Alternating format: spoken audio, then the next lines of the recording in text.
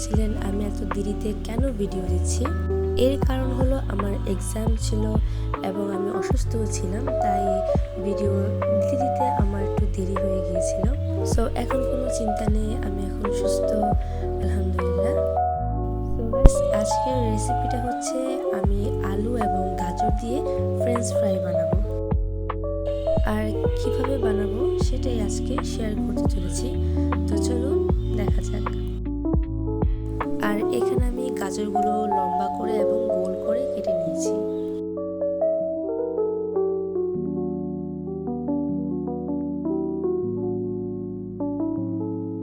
আর এখানে আলুগুলোকেও সুন্দর করে আমি কেটে নিয়েছি।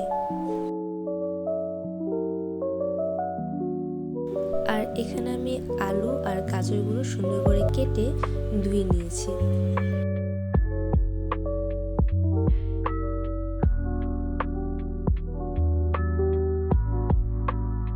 আর আলু আর গাজরগুলো দেখতে কিন্তু এখানে খুবই সুন্দর লাগছে।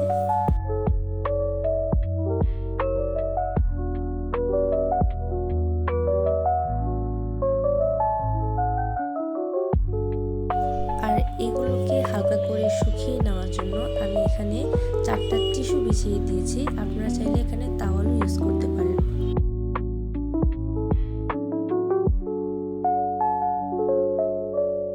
আর টিস্যুগুলোর উপরে এখন আমি এগুলোকে সুন্দর করে ছড়িয়ে শুকিয়ে নেব।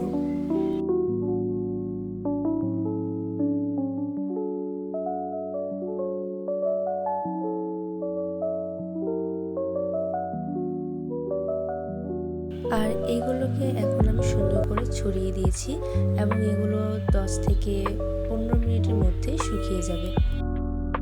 আর অনেক বাচ্চা আছে যারা গাজর খেতে চায় না, তাদের জন্য যদি এরকম করে গাজর ফ্রাই করে দেওয়া যায়, তারা খুব আনন্দের সাথে এই গাজর ফ্রাইগুলো খেতে পারবে, পাশাপাশি তাদের পুষ্টিগুণও বৃদ্ধি পাবে।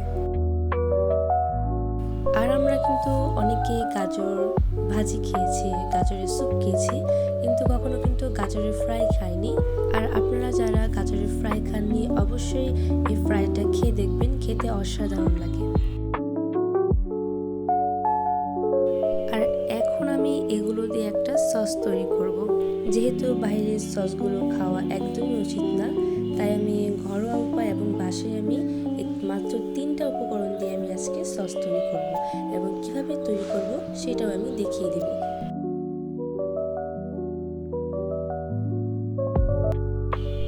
আর আমি এখানে নিয়েছি লেবু, কাঁচামরিচ এবং রসুন। আর এগুলো দিয়ে এখন আমি সস তৈরি করব। আপনারা চাইলে ব্লেন্ডারেও ব্লেন্ড করতে পারেন। আর এগুলোর উপরে লেবুটা চিপড়িয়ে দিলেই সস তৈরি হয়ে যাবে। আর আপনারা চাইলে এখানে চিনি ইউজ করতে পারেন।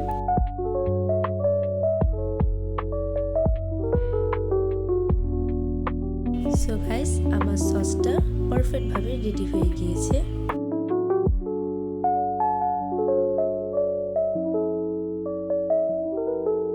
আপনারা এখানে লবণ অ্যাড করে দিবেন, কারণ লবণ অ্যাড করলে এর স্বাদ দ্বিগুণ বৃদ্ধি পাবে। আর এখানে আমার সসটা রেডি হয়ে গিয়েছে। আর আমি এখন চলে যাব আলু আর গাজরগুলো ভাজতে। সো এখানে আমি আলুগুলো সুন্দর করে শুকিয়ে নিয়েছি এবং একটা পাত্রে রেখে দিয়েছি। আর এখানে আমি কর্নফ্লাওয়ার ব্যবহার করব।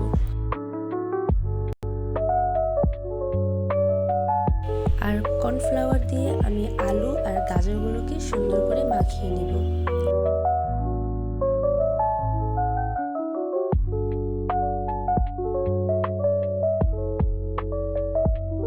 আর এখানে আমার আলু আর গাজরগুলো মাখিয়ে নেওয়া শেষ। আর এখন এগুলোকে আমি সুন্দর করে ফ্রাই করে নেব।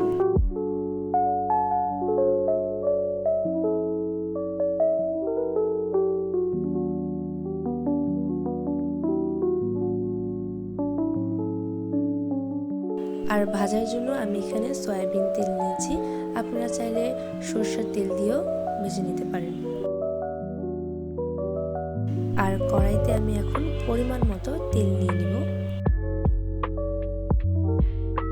আর এখানে আমি একটা স্টিনার নিয়েছি। নিয়েছি আর এর উপরে টিস্যু দিয়ে নিয়েছি।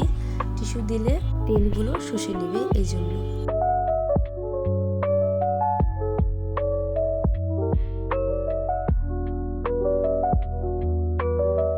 আর এখানে তেলটাও গরম হয়ে গিয়েছে এবং আমি প্রথমবারের মতো কিছু সংখ্যক ফ্রাই করে নেব।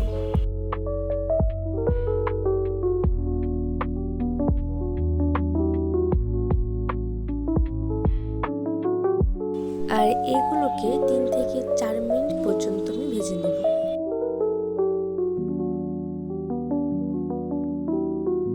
সো গাইস, প্রথমবারের মতো আমি কিছু সংখ্যক ফ্রেঞ্চ ফ্রাই এবং ক্যারট ফ্রাই ভেজে নিয়েছি আর এইভাবেই আমি সবগুলো ভেজে নেব।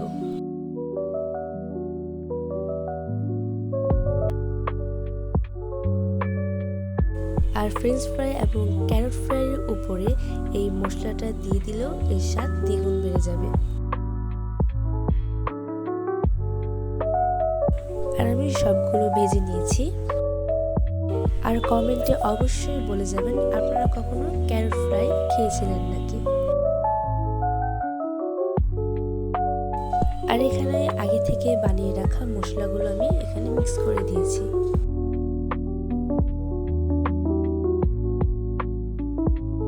আর এখন খাওয়ার পালা।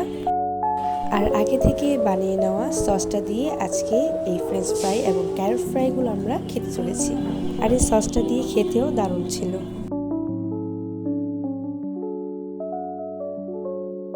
আর আপনাদের কাছে আমাদের ভিডিওগুলো কেমন লাগে অবশ্যই সেটা কমেন্টে জানাবেন।